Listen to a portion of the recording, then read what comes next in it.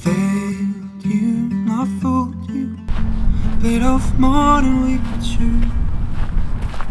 In silent rage, I'll come of age, the one you thought you knew. He must learn his lessons too. What's before, what's left behind, has troubled and clouded your mind. Gave up on him as he fell far short, your man, his love and his light. Anxious, pale with fright, your man, his love and his light. I'm holding on to memory I can memorize no more. I'm hanging on to my enemy that I adore. I'm holding on to my enemy. No nostalgia, no nostalgia.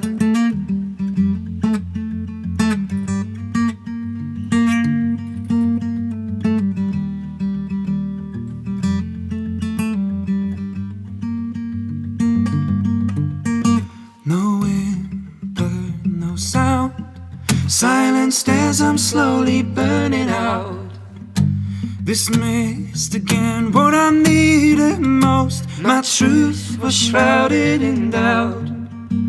Soundlessly I sang out, the listeners a tone deaf crowd.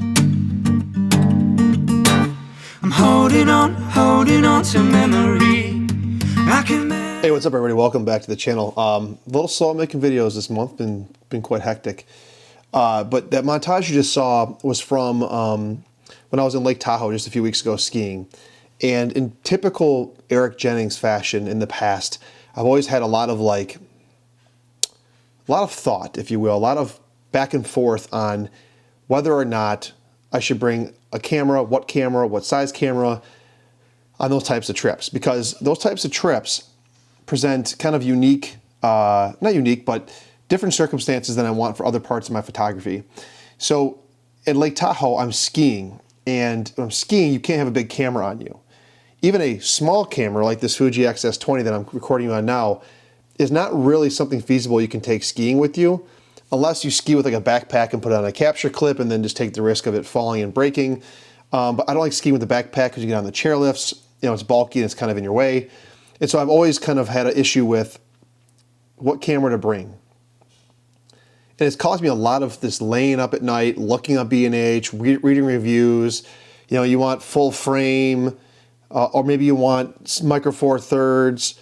Then you want a zoom lens because you have a lot of different scenarios in front of you, but you don't want big size. It's like then you get to the Ricoh GR3 is the perfect camera, but you get a bunch of different things going on there for you. And on this trip, I took a bit of a different approach. I did bring my Fuji XS20, but I didn't bring my prime lenses at all. Well, they were in the backpack, but I didn't actually use them. The lens I did use was this right here, the Fuji 16-50 f2.8 to 4.8 kit lens that came with this XS20.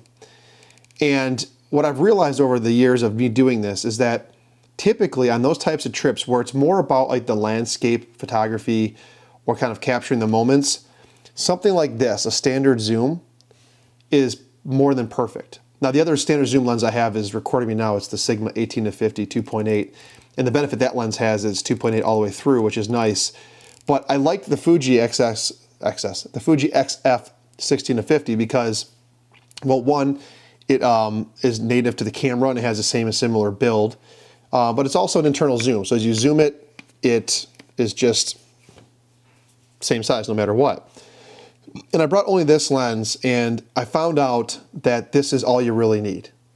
This is all you really need. So whether you're on micro four thirds and it's a 12-35 or a 12-100 or a 12-40, or maybe you're on full frame, something like a 24-70, a 28-70, a 16-35 maybe, might be a little wide. But that's all you really need on those types of trips, because, or even a super zoom, a 24-200, because the majority of what you're going to shoot is going to be those like landscape area. You don't want to necessarily bokeh out the place you're at. Otherwise, what's the point of taking pictures of the place that you're at? And what I also realize is that for the small instances where I don't want to carry the bigger camera or I can't carry the bigger camera, something like your cell phone. This is an iPhone 16 Pro, iPhone 16 Pro. And this is plenty good enough. I hate to say it, but it is. Because some of the photos that you saw in there were taken with my iPhone. And I would tell you that if you shoot these iPhones in RAW and then you edit later, or just shoot in RAW and have the phone itself process the image, they seem to come out a lot cleaner.